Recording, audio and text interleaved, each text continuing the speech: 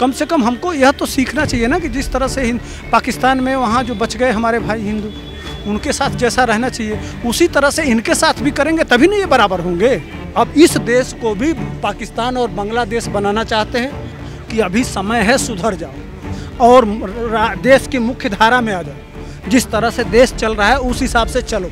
नमस्कार, आप सौगंध टीवी देख रहे हैं और मैं हूं आपके साथ सुमित कुमार सिंह। आपको बता दें कि 6 साल से उत्तर प्रदेश में जिस योगी मॉडल को लेकर उनका विपक्ष उन्हें निशाने पर लेता है और कहता है कि ये योगी मॉडल गरीबों के घर ढाता है या गरीबों को ही टारगेट करके या एक धर्म को टारगेट करके ये योगी मॉडल चलता है। आज आपको बता दें कि जब फ्रांस में दंगे हो रहे हैं तो लंदन यूनिवर्सिटी के एक प्रोफेसर कहते हैं कि फ्रांस में भी योगी मॉडल की ज़रूरत है। चलिए हम जानते हैं लोगों से कि क्या कहेंगे वो इन बातों पर, क्या कहेंगे। लगातार ओवैसी या कोई भी नेता जो है योगी आदित्यनाथ के मॉडल को कहते थे ये गरीब विरोधी है, मुसलमान विरोधी। दुनिया में तो वही लॉन्च हो रहा है, होना भी चाहिए। जिस तरह से फ्रांस समृद्धशाली देश है, मजबूत देश है, संयुक्त राष्ट्र संघ का स्थायी सदस्य देश है, अब इनको पूरे दुनिया को इस्लामीकरण करके सीरिया और अफगानिस्तान बनाना है। भारत में कहा जाता है कि सिर्फ टारगेट किया जाता है बेकसूर मुसलमानों को टारगेट किया जो कमज़ोर होते हैं। हाँ, यहाँ टारगेट किया जा रहा है, ठीक ना। पाकिस्तान में टारगेट नहीं किया जाता है, वहाँ अल्पसंख्यक बहुत सुरक्षित है, बहुत आराम से रह रहा है, समझ रहे हैं। कम से कम हमको यह तो सीखना चाहिए ना कि जिस तरह से पाकिस्तान में वहाँ जो बच गए हमारे भाई हिंदू, उनके साथ जैसा रहना चाहिए उसी तरह से इनके साथ भी करेंगे तभी ना ये बराबर होंगे। करना चाहिए, उस तरह से तो हो नहीं रहा है।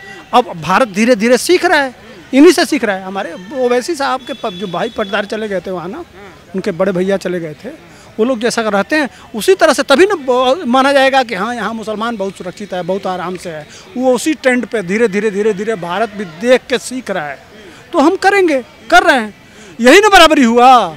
मान लीजिए कि हमारे परिवार के 4 लोग आपके घर आ गए, है ना, आपके 4 लोग हमारे घर आ गए, ठीक, तो आपसे सीखेंगे ना कि आप हमारे भाइयों के साथ कैसे कर रहे हैं, ठीक, हम भी उसी तरह से करेंगे।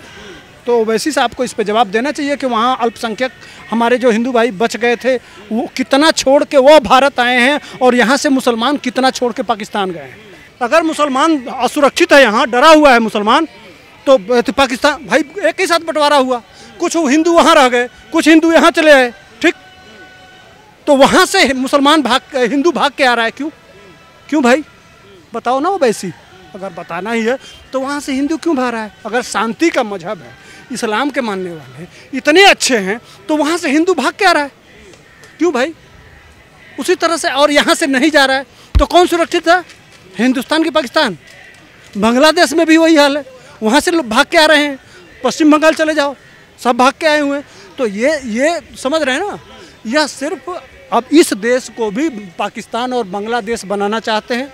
फ्रांस को देख रहे हैं कितना जलाया गया है, मैंने फ्रांस 20 साल पीछे चला गया। और फ्रांस ने किया क्या, जब जहाँ से मुसलमानों के ऊपर आक्रमण अत्याचार हो रहा था तो इनको अपना समझ के, मैंने विक्टिम समझ के, समझ रहे हैं ना, परेशान समझ के, असहाय समझ के अपने देश में इनको नागरिकता दिया कि भाई हमारे देश में आके रहो।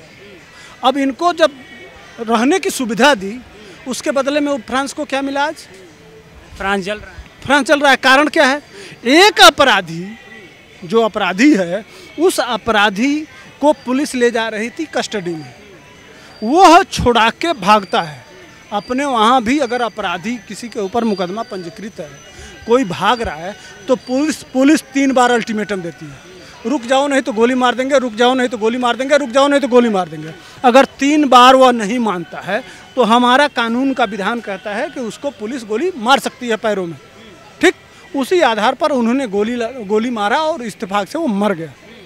तो एक व्यक्ति जो अपराधी था, जो मुकदमा में वांछित था, उसके ऊपर गोली चल जाती है, वो मर जाता है, तो पूरा देश जला दिया जाएगा उसके नाम पे, इसलिए कि वो मुसलमान था। ये है तुम्हारी शांति का मजहब, ये है तुम्हारा चरित्र। ये बताना चाहते हो, ये दिखाना चाहते हो दुनिया को। कहा जा रहा है कि 21वीं सदी में काफ़ी टारगेटिंग की जा रही है। हिंदुस्तान में देखिए फिल्में आ रही है, लगातार जो है सिर्फ बदनाम किया जा रहा है मुसलमानों को बदनाम नहीं किया जा रहा है, मुसलमानों को आईना दिखाया जा रहा है कि अभी समय है, सुधर जाओ। और देश की मुख्य धारा में आ जाओ। जिस तरह से देश चल रहा है उस हिसाब से चलो, समझ रहे हैं ना। इसलिए कि यह देश सरिया से नहीं चलेगा, संविधान से चलेगा। लेकिन कुछ जो अपने आप को स्वघोषित प्रतिनिधि बताते हैं वो कहते हैं कि भैया हमारा सरिया में विश्वास है, हम उसी में चलेंगे। पर्सनल लॉ की जब बात आती है, लेकिन जब आपराधिक की बात आती है तो कहते हैं भारत का संविधान। तो ये दोगलापन नहीं चलेगा ना। या तो आईपीसी अपराध में भी ले लो कि जो चोरी करेगा उसका गला काट दिया जाएगा, जो बलात्कार करेगा उसका लिंग काट दिया जाएगा, ठीक ना। थोड़े छोटे छोटे अपराध में 40-40, 50-50, 100-100 कोड़े मारे जाएंगे, जो सऊदी अरेबिया में अपराध है। ठीक उसी तरह से ले लो। फिर ये तो सिर्फ हिंदुओं के लिए, बाकी धर्म वालों के लिए रह जाएगा, तुम ले लो। और नहीं, जिस तरह से हिंदू कोड बिल है सबके लिए बराबर का कानून चाह रहा है। जैसे मान लीजिए कि लड़की की शादी की उम्र एक बराबर हो, सब बराबर हो जाएगा। वो इसलिए कि NRC वो थी यूनिफॉर्म सिविल कोड पे आप ले नहीं रहे हैं, तो मैं उधर नहीं जाता हूँ। मैं फ्रांस पे जोगी जी ने बुलडोजर से इनको इस तरह से ठीक किया। मतलब ये जो मॉडल चल रहा है, आखिरी सवाल है मेरा कि ये जो मॉडल चल रहा है क्या ये फिर पूरे देश में लागू होना चाहिए? बिल्कुल होना ही होना है भाई साहब। धीरे धीरे देश समझ रहा है कि हम देख रहे हैं ना, चारों तरफ देख के ही बच्चा सीखता है, देश के नागरिक सीखता है। हम नहीं देख रहे हैं पाकिस्तान में क्या चल रहा है, बांग्लादेश में क्या चल रहा है, अफगानिस्तान में क्या चल रहा है, श्रीलंका में क्या चल रहा है। जहाँ ये लोग हैं वहाँ कितने अमन चैन से हैं और कितना शांति का परिचय दे रहे हैं। इससे हम तो सीखेंगे ना। फ्रांस में देख रहे हैं, नॉर्वे में देख रहे हैं, स्वीडन में देख रहे हैं, डेनमार्क में देख रहे हैं, पोलैंड में देख रहे हैं। कहाँ जो 5 सिर्फ 9% है भाई साहब। आज फ्रांस जल रहा है, वहाँ आबादी कितनी है? 9%। यहाँ तो 20-25% है। तो इस हिसाब से इस देश को सावधान हो जाना पड़ेगा भाई, सतर्क हो जाइए। कब क्या होगा अगर फ्रांस जैसा सक्षम देश, जो संयुक्त राष्ट्र संघ का आदाय 5 देश जो सबसे मजबूत देशों में है, उस देश में है, उस देश को जला के खाक कर देंगे, बर्बाद कर देंगे। कल अमेरिका को बर्बाद कर देंगे। दुनिया को तब बर्बाद करने के लिए आए हुए हैं। ये जो आसमानी बड़ा किताब है ना, यही सिखाता ही है, बर्बादी बर्बादी बर्बादी। एक देश बताइए जो आबाद हो मुसलमानों में। जो दुनिया के 5 अमीर देशों में एक मुस्लिम देश नहीं है। कहाँ है? अगर इतना ही है, इस्लाम का सबसे बड़ा खोज चारपाई है, चारपाई से ऊपर बढ़ नहीं पाया। तुम्हारे जितने बम बारूद और जितनी चीज़ें हैं वो सब काफिरों ने खोजा। तुमने क्या खोजा दिया इस दुनिया को? क्या दिया? शरीर में बम बांध के फट जाना दिया ना, वही दिया ना। अमेरिका में ट्विन टावर गिरा दिया ना, 26/11 दिया, मुंबई का बम ब्लास्ट। यहाँ जगह जगह लगा होता था, अब तो नहीं लगा हुआ है कि सावधान बम हो सकता है। देख लीजिए किसका लिस्ट में नाम है, उठा लीजिए गूगल सर्च कर लीजिए कि कौन कौन लोग हैं। वो तो भटके हुए थे ना। अच्छा, वो भटके हुए थे। कौन भटकाता?